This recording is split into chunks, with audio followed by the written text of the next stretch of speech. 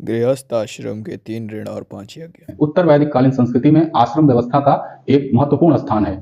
आश्रम व्यवस्था सबसे पहले हमको छांदोग्य उपनिषद में दिखाई देती है। वहां 3 आश्रमों के बारे में हमको बताया गया है। सबसे पहले 4 आश्रमों की बात ज्वालो उपनिषद में हमको मिलती है। ये 4 आश्रम ब्रह्मचर्य आश्रम, दूसरा गृहस्थ आश्रम, तीसरा वानप्रस्थ और चौथा संन्यास आश्रम।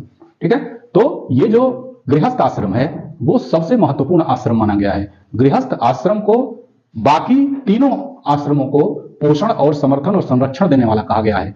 उस गृहस्थ आश्रम में हमको 3 यज्ञ, 3 ऋण और 5 यज्ञों की बात बताई गई है।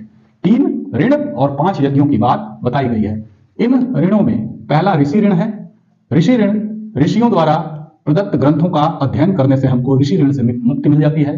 पितृ ऋण, सजाती कन्या से विवाह करके उत्तम संतान की उत्पत्ति करना जो हमारे पूर्वजों का तर्पण कर सके, इस प्रकार हमको पितृ ऋण से मुक्ति मिलती है।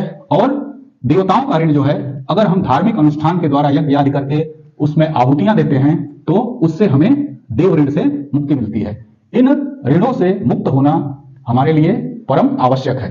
इसके अलावा 5 यज्ञ हैं जिनके बारे में हम देखते हैं। पहला यज्ञ है ब्रह्म यज्ञ या ऋषि यज्ञ। इसका आशय यह है कि ऋषियों के प्रति कृतज्ञता ज्ञापित करना और उन्होंने जिन ग्रंथों का संकलन किया है या जिन ग्रंथों की रचना की है उनका अध्ययन करना। इस प्रकार हम ब्रह्म यज्ञ या ऋषि यज्ञ इसको कहते हैं। देव यज्ञ, देव यज्ञ जो है वह यज्ञ के द्वारा देवताओं को आहुतियां प्रदान करना, ये देव यज्ञ कहलाता है। इसके अलावा पितृ यज्ञ है, पूर्वजों का तर्पण करना तथा उनके श्राद्ध कर्म को करना और उनको पिंडदान देना, ये जो है पितृ यज्ञ है। चौथा मनुष्य यज्ञ या नृ यज्ञ। मनुष्य यज्ञ का मतलब है कि जो हमारे अतिथि हैं और जो और मनुष्य हैं उनके साथ उचित सत्कार, उचित व्यवहार करना और उनका उत्तम तरीके से आदर सत्कार करना। 5वां जो यज्ञ है वो भूत यज्ञ या बलि यज्ञ है। इसका मतलब यह है कि संसार में जो भी जीव है उनसे छोटे, उनके प्रति भी हमको अपनी सहानुभूति या अपनी सदहृदयता बनाए रखनी है। समस्त जीवों के प्रति कृतज्ञता ज्ञापित करना, जैसे चींटी, पक्षी तथा अन्य जीव जंतुओं के लिए हमें जल और भोजन की व्यवस्था करना। तो ये जो हमारे 3 ऋण और 5 यज्ञ हैं, इनका जो है हमारे गृहस्थ आश्रम में बहुत बड़ा योगदान है।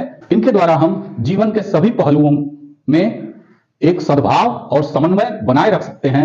यज्ञ का आशय केवल ये नहीं है कि आहुति देना, बल्कि जीवों के प्रति अच्छे कर्म करना भी एक यज्ञ ही है, या उनकी सेवा शुश्रूषा करना भी एक यज्ञ है। ठीक है, तो ये थी एक सामान्य सी छोटी सी जानकारी 3 ऋणों पे और 5 यज्ञों को लेकर के, जो कि गृहस्थ आश्रम का एक महत्वपूर्ण भाग है।